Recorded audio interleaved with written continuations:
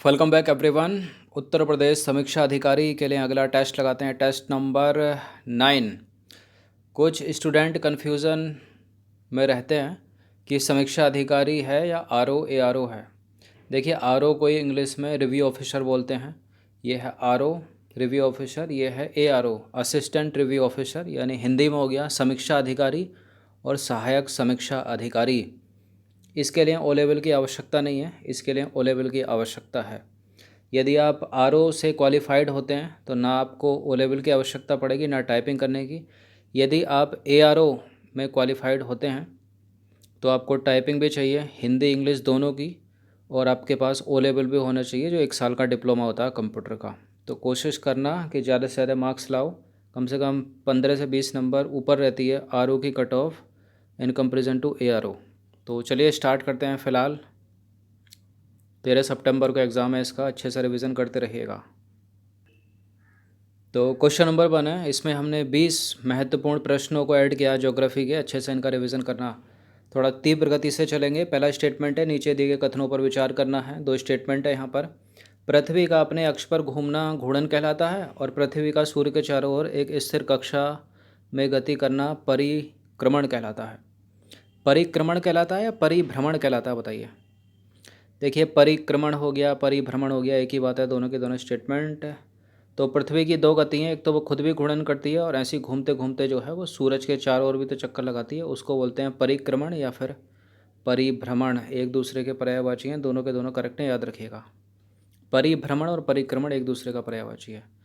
तो पृथ्वी अपने अक्ष पर निरंतर घूमती रहती है और लगभग 24 घंटे में, कितने घंटे में, 24 घंटे में एक चक्कर को पूरा कर लेती है, इसको घूर्णन कहते हैं। और पृथ्वी अपने अक्ष पर घूमती हुई लगभग 1 लाख किलोमीटर प्रति घंटे की रफ्तार से घूमती है और सूर्य का चक्कर लगाती है, परिक्रमा करती है। इस परिक्रमा को पूरा करने के लिए लगभग 365 दिन 6 घंटे लगते हैं। पृथ्वी की इस वार्षिक गति को परिक्रमण या परिभ्रमण कहते हैं भाई। क्वेश्चन नंबर 2 पर आ जाइए। नीचे दिए गए कथनों पर विचार करना है। पहला स्टेटमेंट है, पृथ्वी का अक्ष एक काल्पनिक रेखा है। पृथ्वी का अक्ष उसके कक्षा तल से बने लंब से 66.5 डिग्री झुका हुआ है। पहला वाला गलत है, पहला वाला करेक्ट है, दूसरा वाला गलत है। 23.5 डिग्री झुकी है ना, 66.5 थोड़ी। तो देखिए, पृथ्वी का अक्ष एक काल्पनिक रेखा है। पृथ्वी का अक्ष उसके कक्षा तल से बने लंब से 23.5 डिग्री झुका हुआ है, अर्थात यह इसके कक्षीय सतह से 66.5 का कोण बनाती है। वह समतल जो कक्ष के द्वारा बनाया जाता है उसे कक्षीय समतल कहते हैं, याद रखना। 23.5 डिग्री झुकी है पृथ्वी, टिल्ड है ना। क्वेश्चन नंबर 3 पर आ जाइए। भारत की स्थलीय सीमा कितने देशों के साथ जुड़ी है? भारत की स्थलीय सीमा जुड़ी है इनमें से 7 देशों के साथ। तो भारत देश की स्थलीय सीमा 7 देशों से जुड़ी है। वो कौन कौन से हैं? चीन, नेपाल, भूटान, म्यांमार, पाकिस्तान, बांग्लादेश और छोटी सी लगती है अफ़गानिस्तान से भी। अगर पूछा जाए सबसे लंबी किसकी है तो बांग्लादेश के साथ है। उसके बाद कौन है? उसके बाद है दूसरे स्थान पर चाइना, चीन। फिर कौन आएगा? पाकिस्तान। क्वेश्चन नंबर 4 पर आ जाइए। भारत की सबसे लंबी स्थलीय सीमा किस देश के साथ लगी है? अभी तो बताया बांग्लादेश। बांग्लादेश नहीं होगा ऑप्शन में तो चाइना मारेंगे आप। तो देखिए, भारत की स्थलीय सीमा बांग्लादेश के साथ बनती है सबसे लंबी। क्वेश्चन नंबर 5 पर आ जाइए। भारत का कौन सा राज्य 3 ओर से अंतर्राष्ट्रीय सीमा से घिरा हुआ है? देखिए, जो त्रिपुरा है ना, त्रिपुरा यहाँ है, त्रिपुरा, ये तीनों ओर से जो है बांग्लादेश से घिरा हुआ है, मतलब इधर से भी, इधर से भी, इधर से भी। लेकिन एक और है यहाँ पर, जो सिक्किम है, वो भी 3 ओर से घिरा हुआ है। बाकी असम, मेघालय तो नहीं है। 3 और 4 इसका आंसर हो जाएगा ऑप्शन नंबर सी। तो देखिए, सिक्किम एवं त्रिपुरा जो है 3 ओर से दूसरे देशों के साथ अपनी सीमा साझा करते हैं। सिक्किम जो है नेपाल, भूटान और चीन से घिरा हुआ है। ऊपर से नेपाल आ जाता है, मान लीजिए सिक्किम है तो ऊपर से चीन आ जाता है और इधर से आ जाता है नेपाल और इधर है भूटान, तो 3 तरफ से घिर गया। बाकी जो त्रिपुरा है वो बांग्लादेश से 3 ओर से घिरा, याद रखना है इनको। क्वेश्चन नंबर 6 पर आ जाइए। निम्नलिखित कथनों में से कौन सा कथन सही है? पहला स्टेटमेंट है, नर्मदा नदी के उत्तर में विंध्य पर्वत श्रेणी है। उत्तर में, दक्षिण में? नर्मदा नदी के दक्षिण में सतपुरा पर्वत श्रेणी है। नर्मदा नदी विंध्य और सतपुरा पर्वत श्रेणी के बीच बहती है। ये तो रीजनिंग बना दिया, करेक्ट है तीनों के तीनों स्टेटमेंट। ऊपर के दो सही हो गए तो नीचे का तो वैसे ही सही हो जाएगा। नर्मदा नदी के उत्तर में विंध्य पर्वत श्रेणियाँ तथा दक्षिण में सतपुड़ा पर्वत श्रेणी, अर्थात नर्मदा विंध्य और सतपुड़ा पर्वत श्रेणी के बीच में बहती है भाई। क्वेश्चन नंबर 7 पर आ जाइए। तापी नदी के संदर्भ में निम्नलिखित कथनों में से कौन सा कथन सत्य है? तापी नदी सतपुड़ा पर्वत श्रेणी के दक्षिण में बहती है। अजंता एवं सतमाला पर्वत तापी नदी के दक्षिण में अवस्थित हैं। सही है क्या ये बात? बिल्कुल सही है, दोनों के दोनों स्टेटमेंट, सी है इसका आंसर। तो तापी नदी के पूर्व से पश्चिम दिशा में बहती हुई खंबात की खाड़ी में गिरती है। तापी नदी पूर्व से पश्चिम दिशा में बहती हुई खंबात की खाड़ी में गिरती है तथा अजंता एवं सतमाला पर्वत तापी नदी के दक्षिण में अवस्थित हैं। क्वेश्चन नंबर 8 पर आ जाइए। निम्नलिखित कथनों पर विचार करना है। 3 स्टेटमेंट है, यहाँ पर बताना कि इनमें से कौन सा करेक्ट है। पहला स्टेटमेंट है, हिमालय पर्वत को 3 मुख्यतः समानांतर श्रेणियों में बांटा जाता है। सबसे उत्तर में स्थित श्रृंखला को बृहद हिमालय या हिमाद्री कहते हैं। शिवालिक सबसे दक्षिण में स्थित श्रृंखला है। देखिए कई बार बताया मैंने, ये है बृहद हिमालय या महान हिमालय या हिमाद्री, 3 नाम है इसके एक एक के। बीच वाली मध्य हिमालय, हिमाचल हिमालय, और सबसे नीचे वाली है बाह्य हिमालय या शिवालिक श्रेणियाँ। तो फिलहाल करेक्ट है तीनों के तीनों स्टेटमेंट, डी है इसका आंसर। तो देखिए उत्तर में बर्फ़ से ढका हिमालय हमारे देश के लिए संतरी का कार्य करता है। हिम प्लस आलय का मतलब होता है बर्फ़ का घर, हिम का आलय। हिमालय पर्वत को 3 मुख्य समानांतर श्रेणियों में बांटा जाता है। सबसे उत्तर में स्थित श्रृंखला को बृहद हिमालय या हिमाद्री कहते हैं। मध्य हिमालय या हिमाचल हिमाद्री के दक्षिण में स्थित है, मतलब बीच वाली, और सबसे नीचे वाली हो गई शिवालिक। नीचे दिए गए नदियों के नाम को ध्यान से देखिए। महानदी, कृष्णा, गोदावरी, कावेरी। उपरोक्त में से कौन सी नदियाँ डेल्टा बनाती हैं, बताइए भाई। डेल्टा देखिए महानदी तो बनाती है डेल्टा, गोदावरी भी डेल्टा, कावेरी, कृष्णा, सारी की सारी तो बनाती हैं, डी है इसका आंसर। तो महानदी, गोदावरी, कृष्णा, कावेरी ये सभी पूर्व की ओर बहने वाली नदियां हैं और बंगाल की खाड़ी में गिर जाती हैं। ये नदियां अपने मुहाने पर उपजाऊ डेल्टा का निर्माण करती हैं। सुंदरबन डेल्टा से रिलेटेड कुछ स्टेटमेंट है, यहाँ पर बताना कि इनमें से कौन सा करेक्ट है। सुंदरबन विश्व का सबसे बड़ा डेल्टा है। इस डेल्टा की आकृति त्रिभुजाकार है। त्रिभुजाकार है या अंडाकार है? त्रिभुजाकार ही है, करेक्ट है, सी है इसका आंसर। तो देखिए गंगा एवं नदियाँ विश्व के, ब्रह्मपुत्र छूट गई। गंगा एवं ब्रह्मपुत्र नदियाँ विश्व के सबसे बड़े डेल्टा का निर्माण करती हैं, जिसे सुंदरबन डेल्टा कहा जाता है। इस डेल्टा की आकृति त्रिभुजाकार है और डेल्टा स्थल का वह भाग जो नदी मुहाने पर बनता है। अब देखिए जहाँ डेल्टा स्थल का वह भाग है जो नदी मुहाने पर बनता है, जहाँ नदियाँ समुद्र में प्रवेश करती हैं, उस जगह को नदी का मुहाना कहा जाता है।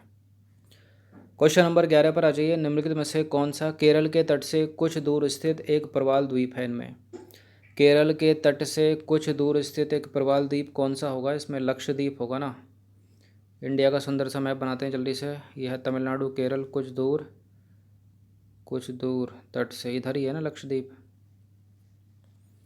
तो भारत में 2 द्वीप समूह हैं, अंडमान निकोबार द्वीप समूह और लक्षद्वीप समूह। लक्षद्वीप समूह जो है अरब सागर में स्थित है। ये केरल के तट से कुछ दूर स्थित एक प्रवाल द्वीप है। बाकी अंडमान निकोबार जो है बंगाल की खाड़ी में, सभी को पता होगा। क्वेश्चन नंबर 12 पर आ जाइए। 23.5 डिग्री उत्तरी अक्षांश भारत के किस या किन राज्यों से होकर नहीं गुजरती है? 23.5 डिग्री उत्तरी अक्षांश का मतलब कर्क रेखा की बात हो रही है। तो कर्क रेखा भारत के 8 राज्यों से होकर गुजरती है। मध्य प्रदेश, त्रिपुरा, राजस्थान इसमें शामिल है। पश्चिम बंगाल, त्रिपुरा, मिजोरम इसमें शामिल है। गुजरात, राजस्थान, मध्य प्रदेश, झारखंड इसमें शामिल है। छत्तीसगढ़ इसमें शामिल है। बिहार, मणिपुर नहीं है, तो गलत हो जाएगा पहला वाला स्टेटमेंट। तो 23.5 डिग्री उत्तरी अक्षांश या कर्क रेखा देश के लगभग मध्य भाग से होकर गुजरती है। यह रेखा भारत के 8 राज्यों से होकर गुजरती है, जो इस प्रकार हैं: गुजरात, राजस्थान, मध्य प्रदेश, छत्तीसगढ़, झारखंड, पश्चिम बंगाल, त्रिपुरा और मिजोरम, और इसी क्रम में याद रखिएगा इनको। निम्नलिखित कथनों में से कौन सा कथन, कुछ चीज़ें ज़्यादा नहीं छूट रही हैं इसमें, सही है? पहला स्टेटमेंट है, पृथ्वी की सतह के टूटकर घिस जाने को अपर्दन कहते हैं। पृथ्वी की अरावली पर्वत श्रृंखला विश्व की सबसे पुरानी वलित पर्वत श्रृंखला है। अपर्दन की प्रक्रिया के कारण अरावली पर्वत श्रृंखला घिस गई है। बिल्कुल उपरोक्त सभी सारे के सारे करेक्ट हो गए। पढ़ लीजिएगा उसको। क्वेश्चन नंबर 14 पर आ जाइए। उत्तरी अमेरिका का अपलेशियन और रूस का यूराल पर्वत किन पर्वतों का उदाहरण है? ज्वालामुखी पर्वत, वलित पर्वत, अपशिष्ट पर्वत या फिर भ्रंश पर्वत? उत्तरी अमेरिका का अपलेशियन और रूस का यूराल बलित पर्वतों के उदाहरण है। तो देखिए, उत्तरी अमेरिका का अपलेशियन, ये भी पूछा जा सकता है कहाँ का। यूराल रूस का हो गया, अपलेशियन उत्तरी अमेरिका का हो गया। ये देखने पर गोलाकार दिखाई देते हैं, अब उनकी ऊंचाई कम है। ये बहुत पुराने बलित पर्वत हैं। क्वेश्चन नंबर 15 पर आ जाइए। निम्नलिखित कथनों में से कौन सा कथन सही है? पहला स्टेटमेंट है, पर्वत एक क्रम में भी व्यवस्थित हो सकते हैं। कुछ पर्वतों पर हमेशा जमी रहने वाली बर्फ़ की नदियाँ होती हैं। कुछ ऐसे पर्वत भी हैं जो समुद्र के भीतर हैं ऐसे पर्वत भी हैं क्या? बिल्कुल हैं, करेक्ट हैं तीनों के तीनों स्टेटमेंट। डी है इसका आंसर, उपरोक्त सभी। तो देखिए, कुछ पर्वतों पर हमेशा जमी रहने वाली बर्फ़ की नदियाँ होती हैं जिन्हें हिमानी कहा जाता है। कुछ ऐसे पर्वत भी हैं जो समुद्र के भीतर हैं जिन्हें हम देख नहीं सकते। पर्वत एक रेखा क्रम में व्यवस्थित हो सकते हैं जिसे श्रृंखला कहा जाता है, और बहुत से पर्वतीय तंत्र समांतर श्रृंखलाओं के क्रम में होते हैं, जैसे हिमालय, आल्प्स, एंडीज पर्वत श्रृंखलाएँ। क्वेश्चन नंबर 16 पर आ जाइए। जिन पर्वतों की श्रृंखला ऊबड़ खाबड़ तथा शिखर संकवाकार होता है, ऐसे पर्वतों को बताइए क्या कहते हैं? अपशिष्ट पर्वत, भ्रंश पर्वत, वलित पर्वत या ज्वालामुखी पर्वत? ऐसे पर्वतों को कहते हैं वलित पर्वत। हिमालय एक वलित पर्वत का उदाहरण है। तो देखिए, जिन पर्वतों की सतह ऊबड़ खाबड़ तथा शिखर संकवाकार होता है, ऐसे पर्वतों को वलित पर्वत कहते हैं। हिमालय तथा आल्प्स वलित पर्वतों के उदाहरण है। अपलेशियन भी। क्वेश्चन नंबर 17 पर आ जाइए। निम्नलिखित कथनों पर विचार करना है। दो स्टेटमेंट है यहाँ पर, बताना कि इनमें से कौन सा करेक्ट है। पहला स्टेटमेंट है, जब कोई बहुत बड़ा भाग टूटता है तथा ऊर्ध्वाधर रूप से विस्थापित हो जाता है, तब भ्रंश पर्वतों का निर्माण होता है। अफ्रीका का माउंट किलिमंजारो और जापान का फ्यूजियामा पर्वत भ्रंश पर्वत के उदाहरण है। देखिए, पहला वाला गलत है, पहला वाला करेक्ट है, दूसरा वाला गलत है, क्योंकि अफ्रीका का किलिमंजारो और जापान का फ्यूजियामा जो है वो ज्वालामुखी पर्वतों के उदाहरण हैं। तो केवल एक सही हो जाएगा यहाँ पर। तो जब कोई बहुत बड़ा भाग टूटता है तथा ऊर्ध्वाधर रूप से विस्थापित हो जाता है, तब भ्रंश पर्वतों का निर्माण होता है। अफ्रीका का माउंट किलिमंजारो तथा जापान का फ्यूजियामा ज्वालामुखी पर्वत के उदाहरण है। ज्वालामुखी पर्वत का निर्माण ज्वालामुखी क्रियाओं के कारण होता है। दूसरा वाला गलत है। क्वेश्चन नंबर 18 पर आ जाइए। मनाकी पर्वत किस महासागर में अवस्थित है? मनाकी पर्वत किस महासागर में अवस्थित है? प्रशांत महासागर में अवस्थित है। तो देखिए, प्रशांत महासागर में स्थित मनाकी पर्वत हवाई द्वीप पर है, सागर की सतह के नीचे स्थित है। इसकी ऊंचाई है 10,205 मीटर, एवरेस्ट शिखर से भी ज़्यादा। क्वेश्चन नंबर 19 पर आ जाइए। निम्नलिखित कथनों में से कौन सा कथन जो है वो सही नहीं है, मतलब गलत है? दक्कन का पठार विश्व का सबसे ऊंचा पठार है। पर्वतों की तरह पठार भी नए या पुराने हो सकते हैं। भारत में दक्कन पठार पुराने पठारों में से एक है। पठारों की ऊंचाई प्रायः कुछ 100 मीटर से लेकर कई हज़ार मीटर तक हो सकती है। एक पक्का गलत है इसमें, कौन सा है? दक्कन का पठार नहीं, बल्कि तिब्बत का पठार विश्व का सबसे ऊंचा पठार है। तो देखिए, तिब्बत का पठार विश्व का सबसे ऊंचा पठार है, दक्कन का नहीं, जिसकी ऊंचाई कितनी है? समुद्र तल से 4,000 से 6,000 मीटर तक। पठार उठी हुई एवं सपाट भूमि होती है। यह आसपास के क्षेत्र से अधिक उठा हुआ होता है। पठारों की ऊंचाई प्रायः कुछ 100 मीटर से लेकर कई हज़ार मीटर तक हो सकती है। पर्वतों की तरह पठार भी नए या पुराने हो सकते हैं। भारत में दक्कन का पठार पुराने पठारों में से एक है। क्वेश्चन नंबर 20 पर आ जाइए। अंतिम प्रश्न है ये। निम्नलिखित कथनों पर विचार करना है। चार स्टेटमेंट है यहाँ पर, बताना है कि इनमें से कौन सा करेक्ट है। पहला स्टेटमेंट है, पठारी क्षेत्रों में जलप्रपात नहीं होते क्योंकि यहाँ नदियाँ अधिक ऊंचाई से गिरती हैं। क्या नॉनसेंस स्टेटमेंट है? अगर रेन जो पानी है ऊपर से कंटिन्यूसली नीचे गिरेगा तभी तो वो वाटरफॉल कहलाएगा ना, जलप्रपात तभी तो कहलाएगा। गलत है पहला वाला स्टेटमेंट। इसको काट के पूरा आंसर निकल गया अपना। तो देखिए, 2 और 3 सही हो गए। धुआंधार जलप्रपात मध्य प्रदेश में जबलपुर के निकट नर्मदा नदी पर स्थित है। और शिव समुद्रम जलप्रपात कर्नाटक राज्य में कावेरी नदी पर स्थित है। ये सही हो गया। हुंड्रू जलप्रपात गोदावरी नदी पर स्थित नहीं है क्योंकि स्वर्णरेखा नदी पर है। तो देखिए कथन 1 और 4 सही है। यहाँ पर कथन 1 और 4 गलत हैं, केवल 2 और 3 सही है, तभी बी उत्तर है इसका। पठारी क्षेत्रों में भी जलप्रपात होते हैं क्योंकि यहाँ नदियाँ ऊंचाई से गिरती हैं। छोटा नागपुर पठार के स्वर्ण रेखा नदी पर स्थित हुंड्रू जलप्रपात झारखंड का सबसे प्रसिद्ध जलप्रपात है। यह जलप्रपात 320 फीट की ऊंचाई से गिरता है। कर्नाटक में शरावती नदी पर स्थित जोग प्रपात इस प्रकार के जलप्रपात का उदाहरण है। शिव समुद्रम जलप्रपात कर्नाटक राज्य में कावेरी नदी पर स्थित है तथा धुआंधार जलप्रपात मध्य प्रदेश में जबलपुर के निकट नर्मदा नदी पर स्थित है, याद रखिएगा। तो 20 इंपॉर्टेंट प्रश्न थे, अच्छे से इसका रिवीजन कम से कम एक बार तो कर ही लेना। धन्यवाद।